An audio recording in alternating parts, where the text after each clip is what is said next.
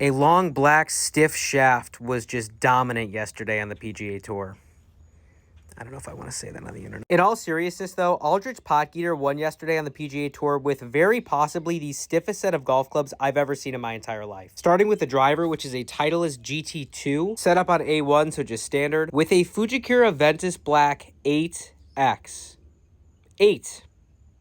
Him reaching 200 ball speed with this setup kind of makes me suicidal, honestly. Something I do think is worth pointing out for somebody at his speed is just about a month ago, he was actually gaming the Titleist GT3, not the 2, and this is kind of a trend you're going to notice throughout the entire bag, moving to some higher launching stuff. Moving on to the 3-wood, which is a Ping G440 Max with a Fujikura Ventus TR Black 8X. I actually don't think he hits 3-wood that much. The next club in his bag, which is his 2-iron, I believe is really his secondary weapon after the driver. And it is the brand new Titleist T250 with a Mitsubishi MMT Hybrid 90TX. Feels very weird to say an 8X TR Black and a 90TX Hybrid aren't that stiff, but it's really nothing compared to the irons and wedge shafts. So his 4 and 5 iron are the brand new Titleist T150s, and then he has the new T100 6 through 9 iron. And just like the driver, this is a change to higher launching heads as well. Previously, he was gaming the 100s in the 4 and 5 iron, and then the 620 MBs 6 through 9 iron. And while he's tested Dynamic Gold X7s in the irons, the shaft he seemingly keeps coming back to is the KBS Tour V10. Now, I don't have all the design information behind the shaft because it's not out yet, but basically what I believe it is the KBS Tour V with the 610 wedge shaft handle. And why would they do this? So when you're thinking about steel shafts, since the modulus of steel doesn't change, the only way to increase stiffness is to either increase diameter or increase wall thickness, which adds weight.